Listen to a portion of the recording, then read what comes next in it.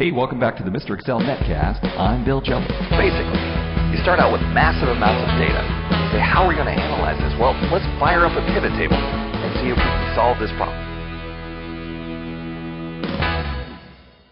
Hey, welcome back to the Mr. Excel Netcast. I'm Bill Jelen. Well, we're going to go back to episode 1073. This is where Sarah from the cattle farm in England asked about how to find the last match. Remember, she had some vehicles, and this is the mileage for this record. And then over here, she wanted a formula that would find the mileage for the last time that vehicle was fueled. So E14 last occurred here. The mileage was 11,728, and we copied that down. B11 last match was here, 12,689, and that gets copied down. All right. Well, I had a formula, and Daniel from Quebec sends in this formula using lookup instead of VLOOKUP, and he's doing looking up the number 2 and then 1 divided by A1 to A21 equal to A22, and then the results vector is B1 to B22. And I had to tell you, I looked at that and said, there's no way that's going to work.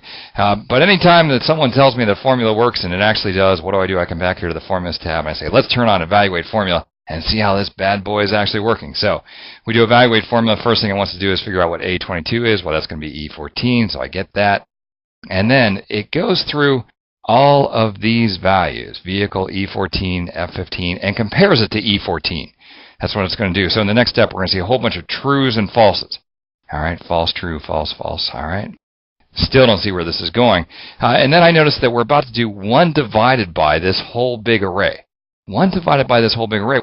Well, true is 1, so 1 divided by 1 is going to be the number 1. But false is actually stored as a 0, so 1 divided by 0 is going to generate a whole bunch of errors, and sure enough, when I do evaluate, you see that we get a whole bunch of div by 0 errors, but occasionally a 1.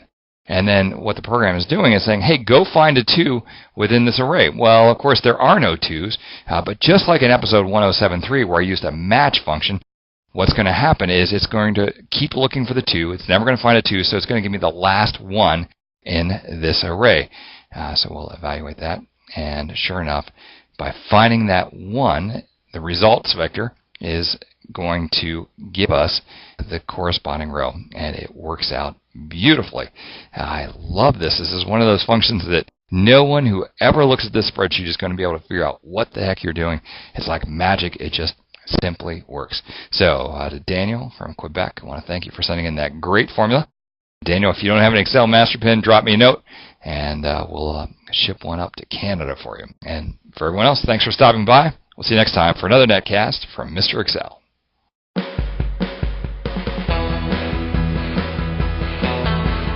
thanks for stopping by. We'll see you next time for another netcast from Mr. Excel.